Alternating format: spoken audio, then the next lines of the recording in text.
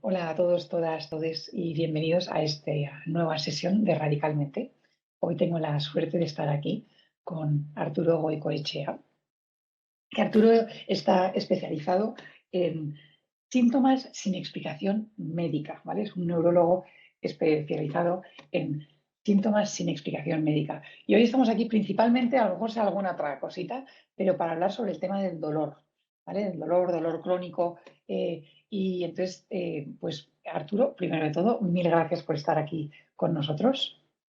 Nada, buenos días, pues nada, encantado. A ver, También importante que muy a menudo escucharemos a Arturo hablando de nosotros y es porque eh, es parte de Gold Group, ¿verdad? Que también encontraréis toda la información ahí en la descripción.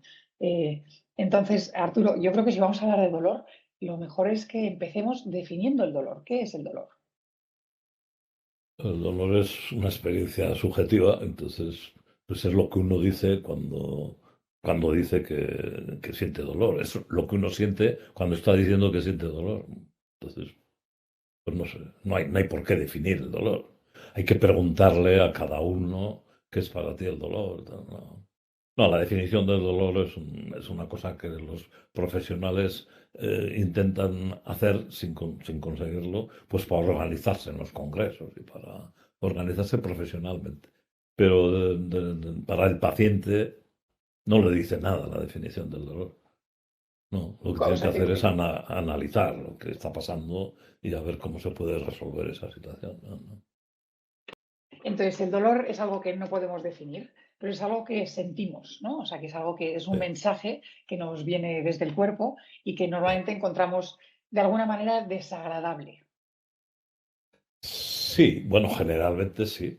Somos una especie muy rara y hay algunos que buscan el dolor para acceder a otro universo que la gratificación aparece en base a la superación del dolor o la conversión de un estímulo placentero en el cual se inserta otro tipo de actividades, ¿no? Eso es propio de la especie humana, que tenemos esa condición de masoquistas, ¿no? A veces, bueno, pero el dolor desde el punto de vista de la biología es una experiencia desagradable, por lo menos que el sonido de un sistema de seguridad no va a sonar tu música preferida, porque entonces estarías deseando que te atracaran la casa para oír música, ¿no?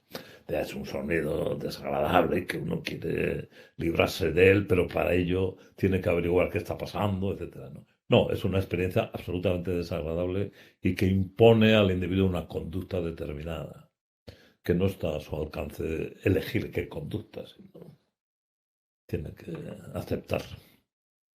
¿El dolor siempre es una señal de algo?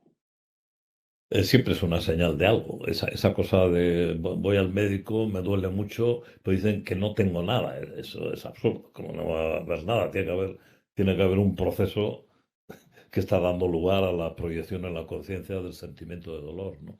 Lo que pasa es que la misma definición de la Asociación Internacional para el Estudio del Dolor dice que es una experiencia emocional, sensorial desagradable que se asocia a una lesión real o potencial, o sea, a una amenaza de lesión, o es similar a la asociada a ese tipo de lesiones. O sea que utilizando la sirena, el sonido de la sirena es una experiencia sensorial, emocional desagradable asociada o igual a la asociada a un incidente de robo o de alteración de la integridad física del edificio, ¿no? Claro, entonces el problema está es que cuando suena la alarma, suena el dolor, a veces hay robos, hay sucesos en el edificio y otras no lo hay. Entonces hay que separar las dos situaciones porque hay que afrontarlas de una manera distinta. Si realmente hay incidentes reales con el sonido de la sirena, pues hay que llamar a la policía, averiguar, tal. Cuando no hay, y de forma reiterada está sonando la alarma, no hay que llamar a la policía, ni hay que entrar en el sistema de alarma porque está saltando cuando no está pasando nada. Y además no corrige el error, sino que cada vez lo hace más frecuentemente, ¿no? Para que entendamos desde dónde vienes tú. O sea, que a ti te viene gente que tiene algún tipo de dolor o algún Sí. tipo de síntoma que los que normalmente no pueden explicar. No hay una explicación Mm. médica de lo que le puede ocurrir. Entonces vienen a ti. ¿Tú cómo trabajas y qué es lo que estás intentando conseguir? Bueno, lo primero que hay que hacer es averiguar si realmente en el sitio donde se proyecta el sentimiento de dolor está pasando algo. En la casa que suena la sirena hay algún incidente que justifica y obliga a averiguar, a indagar la casa, ¿no? Bueno, entonces, una vez que se ha descartado eso, pasamos al otro tipo de problema, que es ¿por qué si no está pasando nada amenazante en la zona donde duele, está sonando el dolor, ¿no? Bueno, entonces, eso se puede explicar de muchas maneras y a lo largo de la historia de la medicina, pues se ha ido intentando explicar de muchas maneras. La más socorrida y desgraciadamente la más frecuente es pues culpar al individuo, ¿no? Ya, bueno, si no tienes nada y dices que te duele, hay muchas opciones. Primero, no te creo que te duela si no te encuentran nada. Luego se cuestiona el relato del paciente, ¿no? Otra vía, pues realmente no tienes nada físico, pero tienes cuestiones emocionales, psicológicas, biográficas, mal gestionadas, y entonces esa mala gestión emocional se expresa a través de síntomas físicos. Sería la somatización, que es un término que a mí no me gusta, ¿no? Y otra sería hacer un batiburrillo de cosas, ¿no? Bueno, ya sabes, la vida, el estrés, la vida moderna, hay muchos elementos que acosan al sistema y el dolor a veces expresa ese estrés global de ser humano en las condiciones actuales, ¿no? Y sin embargo, se pasa por alto lo que nosotros defendemos, que es que el organismo humano gestiona su propia seguridad en base a la información que va adquiriendo a través de la interacción continuada de ese organismo con el entorno, ¿no? Si nosotros nos consideramos solo animales, no humanos, sino animales, ¿no? Pues el animal más ínfimo tiene la misma estructura respecto a la defensa de la integridad física que nosotros. O sea que una hormiga y nosotros tendríamos los mismos motivos biológicos para que nos doliera o no nos doliera. Si sucede algo mecánico, térmico, químico, etcétera, cuando hay una destrucción de tejidos, tanto la hormiga como nosotros, me duele. Las hormigas no hablan nuestro idioma, ni nosotros comprendemos el suyo, pero probablemente un sentimiento de desagrado, una emoción negativa, ¿no? Eso por el lado de la animalidad compartida con todo tipo de bichos vivientes, ¿no? Pero luego viene la condición humana, que es una condición culturizada. Entonces ya el organismo no va a actuar solo en base a la continuidad de experiencia con el entorno, sino que va a entrar la información de expertos. Y entonces eso está definiendo una interacción mucho más alarmista, más catastrofista, mucho más hipervigilante, en la cual cualquier cosa irrelevante se va a convertir en una relevancia, con lo cual el organismo va a actuar evitando el contacto con esa circunstancia que son... Entonces tendríamos ya un sistema de alarma que te puede saltar, yo qué sé, cuando discute la pareja, pues salta el sistema de incendios y tal. Es una catástrofe, ¿no? Pero eso la culpa no es del paciente. La culpa es de la información experta que entra en el sistema y hace que el organismo funcione de acuerdo a ese sistema de creencias, expectativas, temores, amenazas. Y luego está entrenado también a buscar la evitación del dolor recurriendo a los propios expertos que generan, ¿no?, la expectativa de dolor. Entonces se forman unos bucles, hay unos sesgos de confirmación, retroalimentaciones y cosas que pueden convertirte la vida en un infierno, ¿no? No sé si me he explicado. Sí, bueno, porque que el entorno nos enseña cómo entender el dolor, cómo magnificar un poco el dolor, me parece que también estás diciendo, ¿no? O sea, que nos hace poner más atención sobre cualquier Sí. alarmita o alarma que nos venga desde el cuerpo. Hemos hablado de personas que no tienen un diagnóstico, pero también sabemos que el dolor existe en personas como, por ejemplo, que pueden tener endometriosis, ¿vale? Que es algo que tenemos un diagnóstico y que también causa un dolor crónico, por ejemplo. ¿Cómo cambia la relación con el dolor cuando sabemos de dónde proviene y cuando no sabemos de dónde proviene?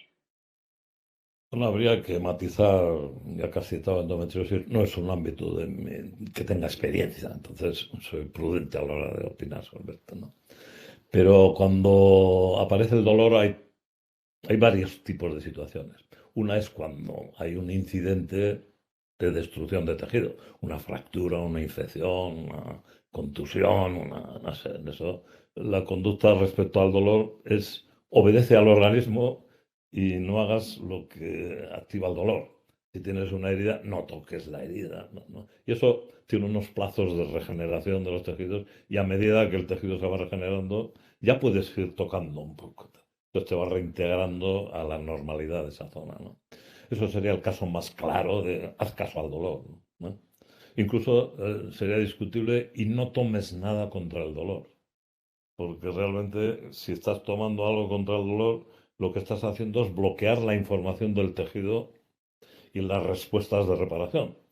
Lo que pasa es que es lógico que el dolor es insoportable y a veces, "Oh, quítame este dolor que no puedo más". Vale, bien. Pero el que se vaya al dolor no quiere decir que estás ayudando al tejido, sino que te estás ayudando a ti mismo para no sufrir. Bueno, luego uno que haga lo que quiera. Bueno, luego habría la otra situación extrema es que no hay nada anormal. O sea, no, ya puedes hacer la revisión que quieras y no vas a encontrar nada por ningún lado, aunque lleves 5 años con un dolor intenso diario y a todas horas y tal, ¿no? Ahí lo que hay que hacer es eh, comprender por qué, si no hay nada en nuestra especie, podemos tener dolor, ¿no? Y hay que explicar cosas básicas y esa es la intervención pedagógica, ¿no? Hay que explicar lo que son unas neuronas, cómo se organiza el sistema de seguridad, cómo puede haber falsas alarmas, cómo se generan, cómo hay que afrontar esa situación de falsas alarmas. Es un proceso de educación del paciente, ¿verdad?, que incluye una educación en biología y una educación antimédica cuando se ha descartado que no hay nada. O sea, tú no tienes nada y lo que tienes que hacer es borrar toda esa información que ha generado todo el problema. Como no se puede borrar, pues tienes que meter otra que neutralice, que gane la competición, ¿no? Entonces, eso es lo que nosotros hacemos. Luego hay una situación intermedia, que también hay varias situaciones, pero en fin, ya que has citado endometriosis, cuando aparece en la indagación de qué pasa, en este caso, pues en el abdomen, hay una endometriosis o haces una resonancia magnética, hay una hernia de disco o hay, no sé, una calcificación en el hombro. Y eso, en cada caso hay que evaluar hasta qué punto eso que se ha detectado explica y justifica el dolor. Y entonces te puedes encontrar con mil situaciones y hay que ser prudente a la hora de no pasar por alto una cosa que sí que está y que puede ser importante y lo otro, no darle la causalidad. No, es que tengo endometriosis y por eso me duele. Porque hay mujeres que tienen endometriosis y no tienen dolor. Y hay muchas mujeres que tienen dolor y no tienen endometriosis, ¿no? Y en cada caso hay que matizar, pero nunca está de más explicar la complejidad de la construcción del dolor, ¿no? Claro, o sea que también nos estás hablando de una tendencia de buscar una razón detrás del dolor y Sí, decir, vale, ya te lo he encontrado, es esto, ya, ¿no? Y eso, lo que sí, nos sí, estás pidiendo es sí. espérate. A lo mejor Sí, es esto, a lo mejor no. pero nunca está de más conocer la complejidad del tema. Lo mismo que pasa con otras cuestiones. Cuanto antes se detecte el cáncer de mama, las mamografías, hay que hacerse mamografías porque diagnóstico precoz y tal, no es tan sencillo. O sea, siempre hay que matizar, hay que tener en cuenta. La información siempre es compleja. La información sobre biología es compleja. Entonces, lo que hay que hacer, el profesional tiene que dar toda la información disponible y luego llegar a un acuerdo con el paciente para, en base a esa buena información, digamos, pues tomar decisiones y estar atento a que si la decisión no ha sido la correcta, corregir y acompañar en el proceso. Porque esto es un proceso. No es un evento pum pum, no. Es un proceso que viene de atrás, va hacia adelante, está en ese momento. Estás hablando de, por un lado, la necesidad que tenemos de encontrar una razón a las cosas Sí, y saltar sí, a la primera que podemos. sí, Y luego ahora también nos estás hablando de la importancia del diálogo y de preguntar. sí. Hombre, lo primero que hay que hacer es dar tiempo todo el que sea necesario al paciente para que se relate. Y entonces hay que disponer del relato más profundo y más extenso que se pueda, ¿no? Para eso hay que hacer preguntas al paciente. Hay que preguntar desde cuándo, cuánto, cuándo, qué lo alivia, qué lo... Y luego acercarse al proceso de construcción de sus interpretaciones. ¿Qué piensas del dolor? ¿Por qué crees que...? Entonces, una vez que tienes todos los datos, a ver, luego hay que proceder a una exploración y ver si hay signos de alarma, ¿no? Y si hay dudas, hay que solicitar exploraciones. Entonces, cuando ya está claro que no hay daño en los tejidos donde duele, hay que abordar el proceso de entonces por qué duele. Pero no se puede decir, pues no tienes nada, no te tendría que doler. No. Tú tienes que aceptar todo el relato, empatizar con la situación, ponerte en el pellejo del paciente y acompañarle a través de tu conocimiento y de la ignorancia, porque yo cuando llevo el coche al esto, yo no sé, mecánica, ¿no? Yo tengo que entregarme al mecánico, ¿no? Entonces, fiarme. El problema es que a veces el coche está bien, sin embargo, cuando uno intenta conducirlo, no funciona el coche. Entonces, todas las revisiones del coche pueden ser normales, sí, pero a mí me pongo, voy, se para, no acelera, no anda, me deja tirado. Entonces, claro, pues si el coche está normal, es que no lo conduces bien, que esa sería la otra estrategia. No es físico, luego es psicológico y tal. Cada caso es muy distinto, pero lo primero que hay que hacer es respetar el relato del paciente y acompañarle siempre desde el relato del paciente. Pero una vez que hay complicidad, el paciente también tiene que respetar, no respetar, tener en cuenta, escuchar, porque a veces el paciente no acepta cuando le empiezas a explicar que si el cerebro, que si esto, él desconfía. O sea que es psicológico, o que no es psicológico. O sea que es psicológico, que no es psicológico, carajo. O sea que es psicológico. Entonces, a veces no hay relación. No. Pues, ¿Es posible cambiar, o sea, y es parte de lo que haces, cambiar la relación que tenemos con nuestro dolor?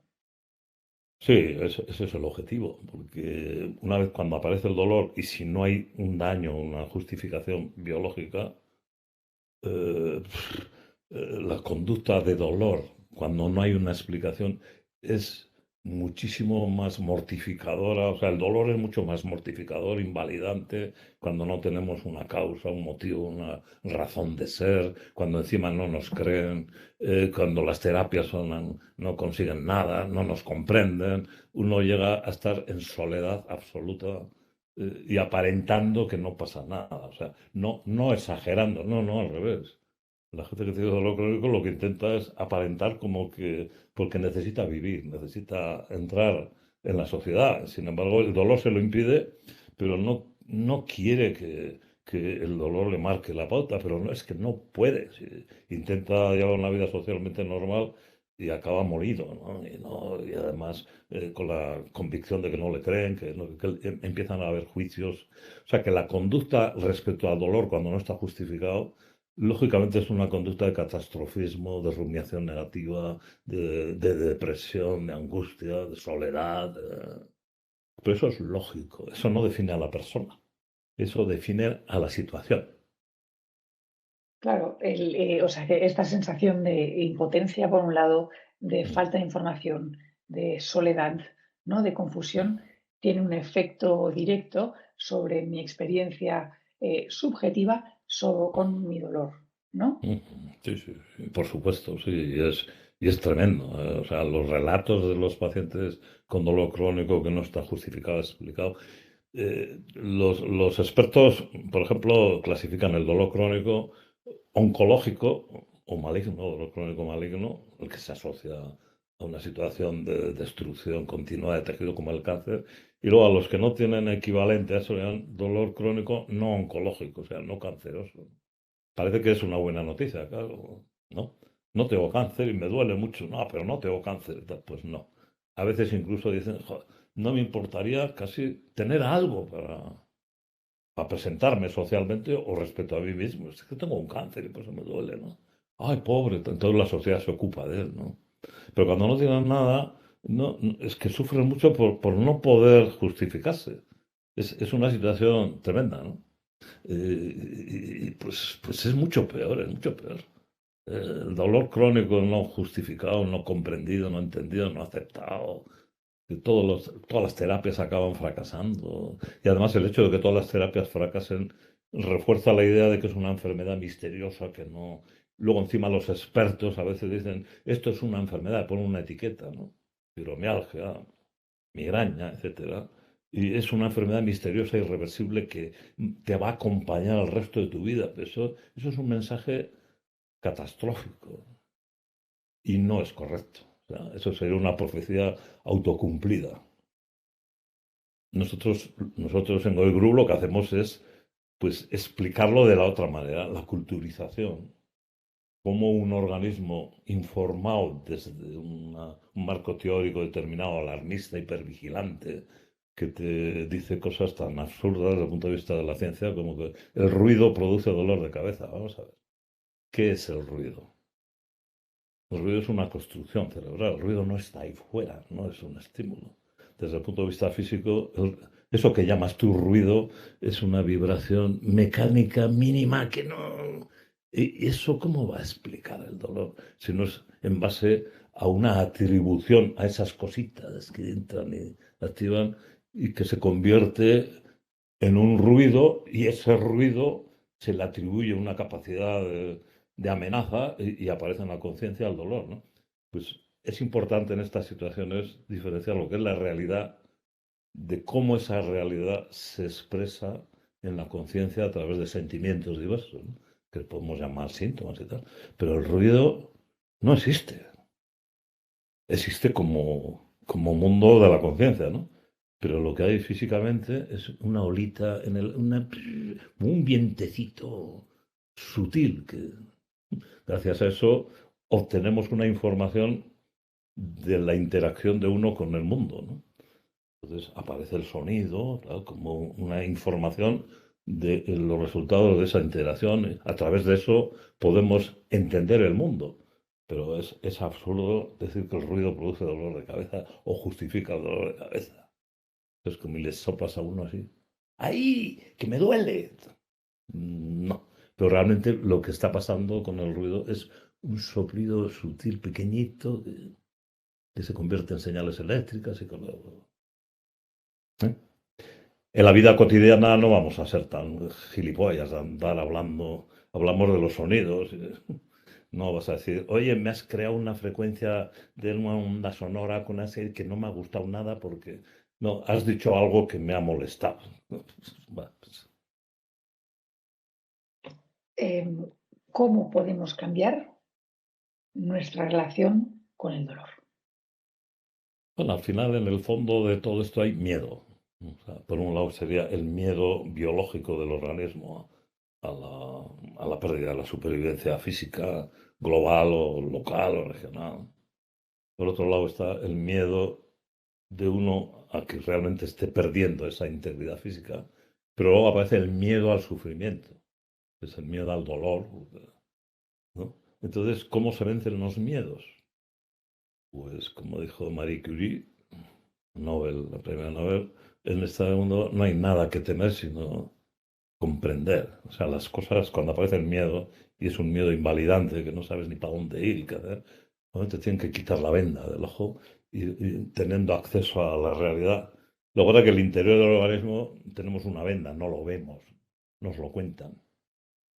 Entonces, lo que tenemos que hacer es quitar la venda que nos impide ver la biología y sustituir la cultura en este tema, sustituir la información de expertos por conocimiento en biología.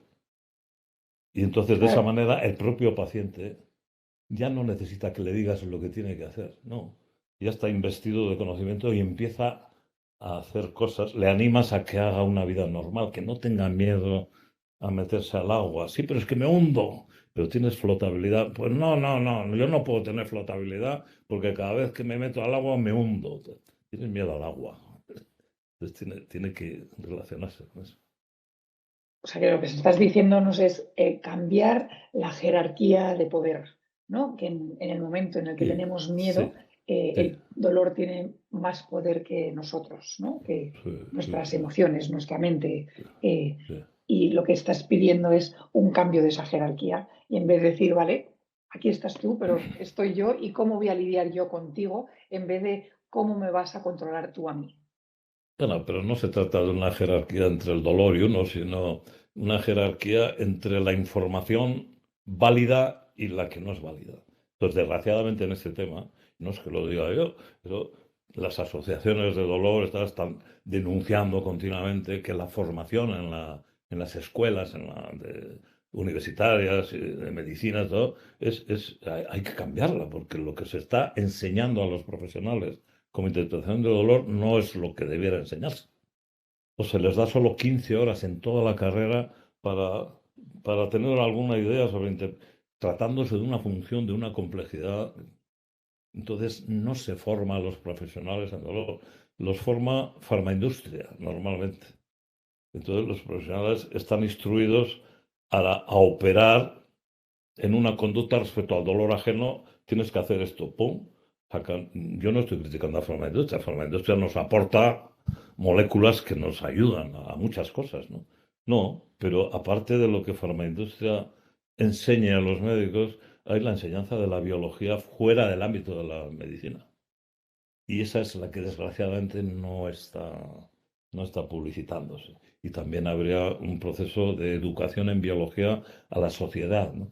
Por ejemplo, en Australia hay un programa, Pain Revolution, ¿no? Pues es que el gobierno australiano ha tomado esa función y está haciendo un programa de educación en biología del dolor que básicamente consiste en decir que el dolor no se debe interpretar como tendemos a interpretarlo, pero no solo el paciente, sino los profesionales también, porque el paciente interpreta el dolor como le han enseñado a interpretarlo.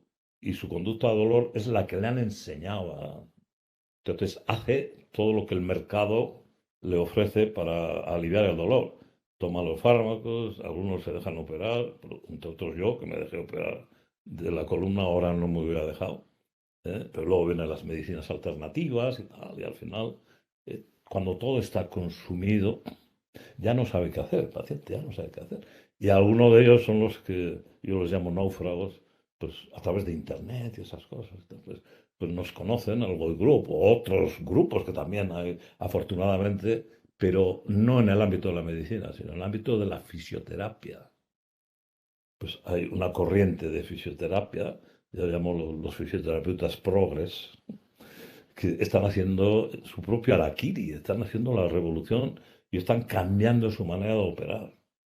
Y son los que están liderando el cambio, que es necesario. Todo el mundo reconoce que es necesario, pero no se lleva a efecto.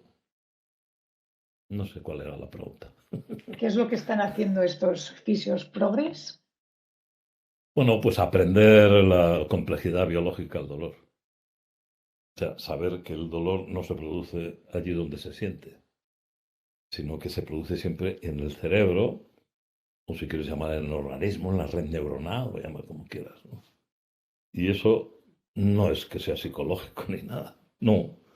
Pero eso es un cambio de paradigma. O sea, la gente está actuando profesionales y pacientes. Si me duele el pie, tengo que tener algo en el pie. Claro, si tienes un esguince, tienes algo en el pie, pero el dolor se genera aquí evaluando la información de los tejidos del pie. Pero si tienes dolor en el pie y me duele el pie, duele el pie, obsesionarse en encontrar una causa en el pie cuando no hay una causa en el pie, pues es un error. Entonces hay que hacer un tipo de trabajo distinto. Entonces los fisioterapeutas, estos, digamos, progres, sin querer decir que los otros sean... No, en medicina o en las profesiones siempre hay una tendencia conservadora y luego hay que van tirando cuando toca un cambio de paradigmas. Algunos de ese cambio de paradigma lo aceptan. Eso es lo que yo llamo progres, ¿no? Hacen que progrese el conocimiento, ¿no? Bueno, pues entonces lo que hacen es intervenciones educativas. Ha habido experiencias, nosotros hemos trabajado con grupos en migraña, luego en Vizcaya ha habido intervenciones pedagógicas con grupos de fibromialgia, en Valladolid un grupo potente que han marcado un camino a seguir en dolor crónico, que es el único sitio donde las instituciones se han dado cuenta y están actuando, ¿no? ¿Eh? Y en Barcelona, y luego hay iniciativas muchas veces de pequeños autónomos que están invirtiendo su dinero, ¿verdad? Pero las instituciones públicas están por detrás. Sí que hay un movimiento, pero no es un movimiento institucional, es un movimiento a veces de voluntariado, ¿no? De gente que en las horas libres va al ambulatorio y organiza, tal, y a veces incluso les han negado esa autorización. O sea sí. ¿Qué resultados estáis viendo con las personas que trabajáis? Pues has hablado de migrañas, has hablado de fibromialgia. ¿Qué resultados estáis viendo? Excelentes.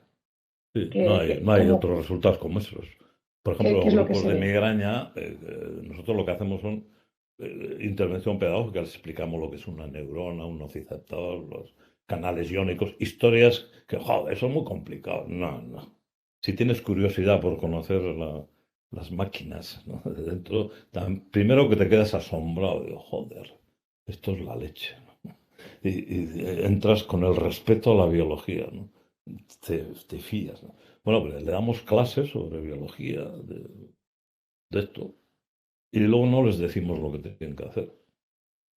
Ellos intercambian, pues yo el otro día cogí, hice, bueno, pues en grupos de migraña se obtenía reducciones del 70% de días de invalidez y prácticamente desaparecía el consumo de fármacos y recuperaban la relación con lo que estaba catalogado como desencadenante a evitar, y tal, ¿no? O sea, se volvían a tomar un blanco, no sé, se libraban de esa obsesión de que tienes que llevar una vida ordenada, arreglada, y si te duele es que no llevas una vida ordenada, arreglada. Entonces vuelven a recuperar la libertad para vivir explorando y sin miedo. Bueno, pues, y en la fibromialgia, pues más de un 60% al cabo del año seguían sin tener criterios de enfermedad. Hay algunos que niegan esto. Dice, bueno, pues si ya no tiene síntomas es que no era fibromialgia. Y digo, joder. O sea, que a veces está la negación de la realidad, ¿no? Y un dolor crónico en Valladolid, pues los resultados son excelentes. Eso está claro. Primero, está claro que lo que explicamos a los pacientes es biología, es ciencia. Está claro que el conocimiento en biología permite interpretar internamente una situación de otro modo, afrontarla de un modo radicalmente distinto y quitar el miedo a la actividad, a la vida y recuperar la opción de vivir. Y está claro que tampoco no estamos haciendo nada, estamos educando en concepto, lo mismo que a un diabético le puedes explicar cosas de la insulina, el páncreas, los hidratos de carbono, o a una embarazada el parto.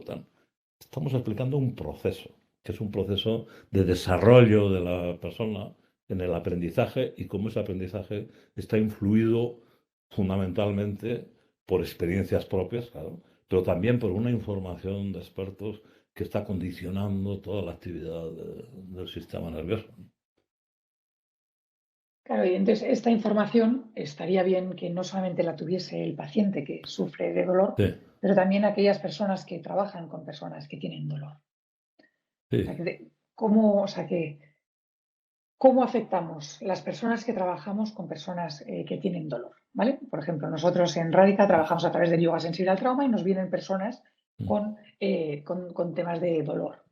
mm, ¿Qué nos recomendarías a las personas que no estamos ahí para solucionar el dolor, pero sí mm. para trabajar con personas con dolor, para crear este espacio donde podemos ayudar ¿cómo tengo que cambiar yo mi percepción del dolor, mi percepción del dolor del otro para ayudar al otro? Mm. Bueno, eso se produce espontáneamente. Por ejemplo, los pacientes que han comprendido y han afrontado desde esta perspectiva su situación, pues luego se convierten en predicadores. Y entonces se producen reacciones en cadena positivas y otras veces no, miran más raro. Esta se le ha ido la olla, ¿no? Porque dice que solo hablando y no sé qué, ¿no?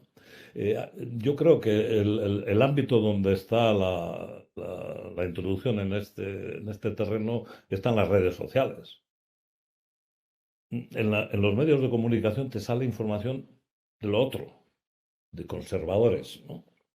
Y de una y otra vez en la televisión, medio de comunicación, repitiendo los conceptos erróneos del dolor y absolutamente un silencio absoluto sobre la nueva manera de entender las cosas. Entonces, pues esto está funcionando en petit comité. O sea, si tú tienes la suerte de que te ha tocado un fisio progre, insisto que no estoy descalificando a nadie, pero hay un paradigma nuevo y eso, pues algunos se meten y otros siguen en los paradigmas clásicos. Cada uno. Bueno, pues si tienes la suerte, pues ya has contactado. Si entras en internet y ves que el dolor, si eres un curioso, te puedes encontrar con muchas cosas y te pueden llevar por el mal camino, entre comillas, ¿no? Pero hay veces que puedes dar con una vía de entrada a colectivos, por ejemplo, en Hoy Group, pues, organizamos cursos y historias, y dentro de los pacientes que hacen los cursos online, pues luego hay una comunidad de pacientes, ¿no? La Goicotribu, pues allí entre ellos hablan y tal. Y nosotros estamos leyendo, aprendemos mucho de lo que se dice. O sea, es participar en una acción colectiva. Y muchas veces el paciente que está en esta dramática situación, pues el trabajo hay que hacerlo también con la pareja, ¿no? No sé, hay que ayudar a que el que esté así se sienta acompañado. Y a veces contando con la colaboración de la pareja, buah, se consiguen. Y hay parejas joder, buah, que son de quitarse el sombrero, ¿no? Que están allí, venga y tal, y sobre todo porque defienden la situación, defienden a la víctima, joder, es que no vas a considerar que la víctima es la culpable de lo que le está pasando. Eso no puede ser. Y se está actuando como si la víctima fuera culpable. Tienes lo que te mereces, ¿no? Porque tienes unos genes que no sé qué, no gestionas el estrés, no sé cuánto, no llevas una dieta que no sé cuánto, tipo, pum, pum, pum, un concepto de salud restrictivo, ¿no? Hay de miedo no hagas esto, haz lo otro, venga, arreglado, horas, pum. Eso no puede ser. Bueno, o pasa factura, si uno va por ahí. No estoy segura si me vas a poder contestar a esto, pero suelto la pregunta. Dime. ¿Nos puedes decir qué pasa a nivel cerebral cuando sentimos dolor? ¿Y qué pasa, y si puedes contestar a esta primera, qué pasa cuando cambiamos nuestra relación con el dolor a nivel cerebral? Bueno, antes no teníamos manera de objetivar nada de lo que pasaba, ¿no? O sea, cuando uno tenía un relato de dolor, te lo creías o no te lo creías, o en función de lo que encontraras en la zona donde duele, pues hacías tus. Pero hoy en día hay neuroimagen y podemos, digamos, hacer foto de activación de áreas del cerebro que se correlacionan con el relato. O sea, que si me está doliendo, pues haces una resonancia magnética funcional o una resonancia magnética sin una tarea y aparecen una serie de áreas que se interpretan como que tiene una actividad distinta que cuando no duele. Eso lo llaman neuromatriz del dolor, ¿no? Sí. ¿Cuáles son? O sea, las áreas, Sí. todo. No, eso es una tendencia que yo ya me he librado. No me interesa cuáles son las áreas, porque el sistema opera en su conjunto. Es un sistema que todos los componentes están actuando y no hay una área del dolor. No, son áreas de la evaluación, de la motivación, de la preparación, de la atención. No, es el sistema en su conjunto que está operando en un modo de alerta-protección. Pero no es Vale, o sea que una. hablamos de alerta. Estamos Sí, sí, hablando de hay un alerta. estado de alerta y de protección. Es una Y, transición a un estado de alerta-protección. Entonces, vale, hay un equivalente de activación de unas determinadas áreas, pero que comparten cuando estás angustiado por un problema de matemáticas, también parte de esas están ujú, allí.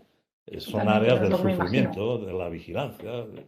Es lo que me imagino. Y entonces, y sabemos si después de cambiar nuestra relación con el dolor, Sí, de adquirir estos conocimientos, sí, el sistema de alerta cerebral sí. se activa menos en momentos de dolor. Bueno, por supuesto. Bueno, en momentos de dolor se ha activado lo que genera en la conciencia el sentimiento de dolor. No es un área que produce dolor, no. Es un estado del sistema que se expresa en la conciencia con esa cualidad dolor, ¿no? ¿Vale? Entonces, lo que nos permite la imagen es decir que los relatos son fiables. O sea, que hay una correlación entre relato y un patrón de activación cerebral, ¿no? ¿Mm? Bien. Y luego, si tú haces una intervención, espera, antes de decir esto, eso no quiere decir que hay alteraciones. Claro, si tú tienes un patrón de actividad cerebral, la gente que tiene dolor y los que no tienen dolor tienen otro, no quiere decir que hay una alteración. No. Quiere decir que hay una expresión de patrón que se corresponde con el relato de dolor. Pero eso no es una alteración. En la maternidad, en el embarazo, si haces resonancias magnéticas para ver cómo funciona el cerebro de la mujer que está embarazada y que está criando, hay unos patrones de embarazo. Esto lo investiga Óscar Vilarroya, que es un neurocientífico catalán, ¿verdad? Bueno, pues eso no quiere decir que el embarazo produce alteraciones cerebrales. El embarazo y la maternidad inducen un estado de atención, de alerta y de protección, que es distinto a cuando no hay embarazo, no hay maternidad. Y cuando desaparece esa fase, se vuelve a los estados de no embarazo, no. Por lo mismo pasa con el dolor. Si tú haces una intervención que suaviza o racionaliza la transición a estados de alerta protección, pues claro que se revierte, aparecerá un patrón distinto y ya no aparecerá el patrón cronificado de alerta protección. No, aparecerá otro. O sea que esas supuestas alteraciones no son alteraciones, son efectos, cambios que se pueden plasmar en una imagen. Pero si haces una intervención, pues si has modificado el estado de alerta protección, modificarás también la imagen. Lo mismo sucede con marcadores biológicos que están de moda ahora, las citoquinas y los factores proinflamatorios. Igual. Cuando hay dolor crónico, si tú buscas marcadores biológicos, los vas a encontrar. Porque son estados biológicos. Un estado de alerta protección tiene una traducción en imagen, tiene una traducción en marcadores periféricos y tal. Pero eso no quiere decir que estás dando con la causa, sino que estás obteniendo datos biológicos de un estado biológico. En relación con el cuerpo, ¿cómo cambia mi relación con el cuerpo cuando tengo dolor o dolor crónico? Bueno, la Relación con cualidad mi dolor, cuerpo. sí, que no eres libre para vivir. Puedes, ni siquiera para pensar, porque el pensamiento está derivado a un modo rumiante negativo de indagación causal, por qué estoy así, y entonces te impide centrar la atención en tu relación libre con la sociedad. Y eso también a veces se interpreta como induce cambios o alteraciones cognitivas. No me centro, se me olvida todo, no me concentro, el fibrofog, esto, ¿no? La fibromialgia, tal. No es una alteración cognitiva, es un estado cognitivo atencional centrado hacia adentro y que impide la relación con la interacción normalizada, ¿no? Entonces, no solo es que hay una cualidad desagradable, mortificadora del dolor, es que el estilo cognitivo se vuelve negativo, catastrofista, lógicamente, ¿no? La interacción social se modifica, todo se va al carajo. Y además sin una explicación y sin una. Porque tenemos datos del efecto que tiene, ¿no? Has empezado a entrar, ¿no? Sobre mi bienestar mental y emocional. ¿Cuáles son los efectos creo que son bastante obvios, pero me encantaría que los sacásemos aquí, de un dolor o dolor crónico sobre el bienestar mental y emocional de una persona? Hombre, pues si tú estás todo el día sometido a la tortura, no solo del sentimiento de dolor, sino a la tortura de una ideación que te elimina los motivos para vivir, que estás sometido además se dan cuenta enseguida que no te creen, o que hay atribuciones que este es lo que no quieres trabajar, o etcétera, ¿no? Entonces acabas en una soledad absoluta intentando fingir alegría y no sé qué, o utilizando algún momento que te sientes medio bien para salir a darte una vueltita por ahí, mira, y te pintas. Mira, esa que dice, le vi el otro día por ahí, que estaba no sé qué. ¿No? O sea, socialmente incluso hay maldad, ¿no? Maldad por incomprensión, por desconocimiento, pero al final uno es la soledad absoluta, radical, y el sufrimiento de todo tipo, sufrimiento cognitivo, porque todo el contenido de la ideación es negativa, lógicamente. Pero no es porque la persona sea negativa, ¿no? No, porque la situación le condena a ese estilo cognitivo. Entonces, todos los contenidos de la realidad se produce una selección de aquello que tenga que ver con una indagación de por qué está así. Entonces hay una apropiación del ronroneo mental y no hay manera de salirse de él.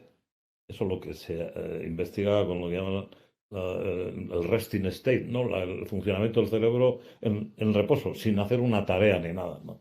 Entonces, normalmente, si no estamos haciendo nada, ¡boom! Se activa esa red, que es una red de consideración, actualización del pasado, del presente, del futuro, memoria autobiográfica, narrativa, como quieras llamarlo, ¿no? Pero si tienes algo que hacer, ¡pum! Te centras en la tarea y se apaga el ronroneo autobiográfico, ¿no? Bueno, pues cuando hay situaciones de dolor crónico, eso no consiguen apagar. Sigue ahí. Si le pones una tarea, no, al final no funciona la tarea. Domina el ronroneo, la rumiación, porque sigue buscando un origen, una causa, patrones para aquí, para allá, tal. O sea, es tremendo. Claro, o sea que entonces, como solución para esto nos has hablado de, uno, la educación, ¿verdad? O sea que para que cuando mi mente se va a ir para entender el dolor, voy a tener un sitio a donde ir, ¿no? O Mm, sea que en el momento que yo entiendo cómo funciona el dolor, cuál es la biología detrás de sí, esta sensación que sí, tengo, estás dándole mm, un lugar donde, ¿no? Porque en mm. cuanto un lugar donde aterrizar cuando estoy buscando una razón detrás, Cognitivamente, en vez de sí. estar como buscando por todas Mm, partes en esta sensación que da, mm, ¿no? Que es un poco lo que es la ansiedad.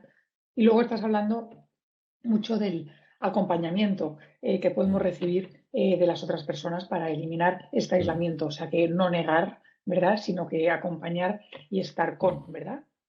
Sí, sí, sí. Sí, y luego hay herramientas, porque a veces uno no puede contra eso. Entonces puede haber herramientas, a unos les van bien, a otros no. Pues yo qué sé, herramientas atencionales de enfocar en la respiración abdominal, yo qué sé. Pero bueno, pues el caso es apagar pero no sé, o la imaginación, imagino, pero en todas esas herramientas yo creo que si no cuentas con una herramienta cognitiva de interpretación biológica, no lo sé. En todo caso, vas a crear una dependencia de repetir esa actividad, esa actividad, porque si no la haces, no sé qué, vuelves a las andadas. Tal. A mí las herramientas que sean bienvenidas, todas son herramientas. Mindfulness, o yo qué sé. Yo no lo haría porque me aburro, no tengo capacidad para... Y prefiero el vagabundeo mental o leer, ¿no? Leer cosas, informarme, tal, ¿no? Pero son herramientas que a uno les pueden ayudar. Sí. Sí, o sea, que mindfulness, respiración, ¿no? O sea, que pueden ser algunas de ellas, pero tú lo que nos estás diciendo es que desde tu experiencia eh, se necesita de todas maneras tener algo concreto Siempre, a lo siempre, que sí. ir, Sí, ¿no? siempre. Lo que pasa es que si tú obtienes una mejoría con estas actividades, herramientas o lo que sea, siempre estás dejando pendiente, pero o sea, si no hago esto, vuelvo a las andadas, luego renace otra vez un pozo de interpretación del organismo vulnerable, frágil, o de la vida estresante, ¿no? Te quita, como dicen, la resiliencia, ¿no? Y te obliga a depender de unos ritos, unas herramientas, llame como quieras, ¿no?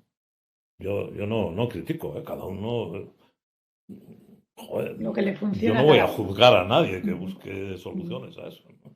Y me parece que aprender a gestionar emociones que le desbordan a uno y tener la capacidad de desatender y poner un foco donde uno quiera, ¿no? El vagabundeo mental nos permite también, ¿no? Mover un poco y situar ese ronroneo en el automático, tal. Que son, yo practico el vagabundeo mental, que es buenísimo, ¿no? Que es pensar en, va, pues no hacer nada y dejar que... Y de vez en cuando aparece una pit. Te viene una idea, la apuntas. Luego al día siguiente ves que has apuntado una gilipollez. Pero bueno, a veces aparece algo Sobre que... todo si te ha venido en mitad de la noche esa idea. Bueno, y si has soplado, pues ni te digo. Sí, sí. Qué bueno. Cuéntanos, ¿dónde os podemos encontrar? ¿Qué es lo que ofrecéis en Goy Group y personas que hacéis como tú y como vosotros? Bueno, yo puedo informarte de nosotros mismos. Afortunadamente sí que empieza a haber puntos, ¿no? Personas, pequeños autónomos, en algunos sitios, instituciones, algunos médicos también empiezan a moverse, tal. Entonces, a nosotros nos podéis encontrar en la red Goy Group, que es Lo pondremos goigroup.org, abajo en la descripción. goigroup.org, y allí podéis tener acceso a todo lo que hacemos. Yo tengo un blog que ahora escribo poco, porque hay 1.600 entradas, ya no sé qué coño voy a decir, ¿no? Tuiteo, de vez en cuando tuiteo algo, doy cursos, tal. Pero a nosotros se nos encuentra en eso, en boygroup.org. Y luego hay más gente, afortunadamente cada vez hay más. Yo doy cursos a fisios y da gusto ver a la juventud cómo, primero, invierten su propio dinero en formación. Cosa que en el ámbito de la medicina hay una sponsorización de farmaindustria. O sea, ponen su dinero, tienen un hambre de conocimiento que es la leche, se gastan un pastón y venga y tal, y entrevista motivacional, y van allí los fisios, que es gente que, no, yo, contractura, ¿no? Hacen un curso sobre entrevista motivacional. Se pagan el dinero, van allí un par de días, esto, y luego intentan aplicarlo, arriesgando un poco incluso el negocio, ¿no? O sea que algo se está moviendo, son los fisios, pero las instituciones no están englobando la fisioterapia en la atención primaria. Ahora que hay tanto lío con la atención primaria, tal. Pues, todo el dinero que cuesta todo esto, y que es un dinero que en este tema yo creo que forma parte del problema. O sea, lo que se está haciendo con ese dinero es generar problemas.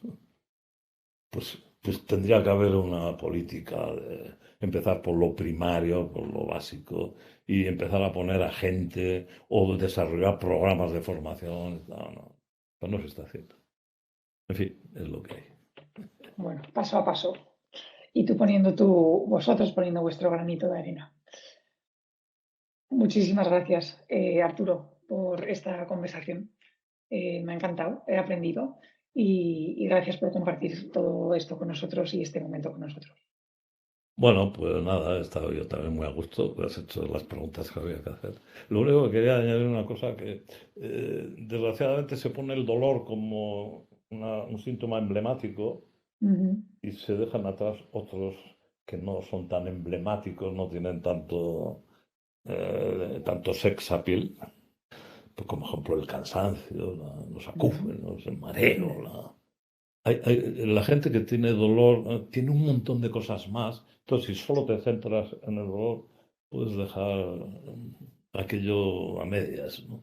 Entonces, en vez de segmentar las cosas, tenemos que empezar a pensar sobre estados sistémicos globales de organismo, y un estado de alerta, por ejemplo, que es uno de los estados que te pueden crear problemas, te puede generar dolor, pero también acúfenos, esto, cansancio.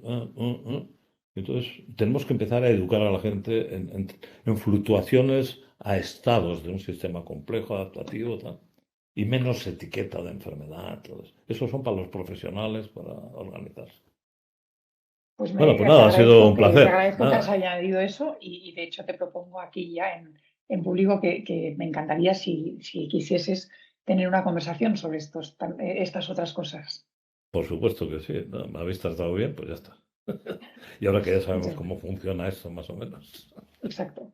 Gracias.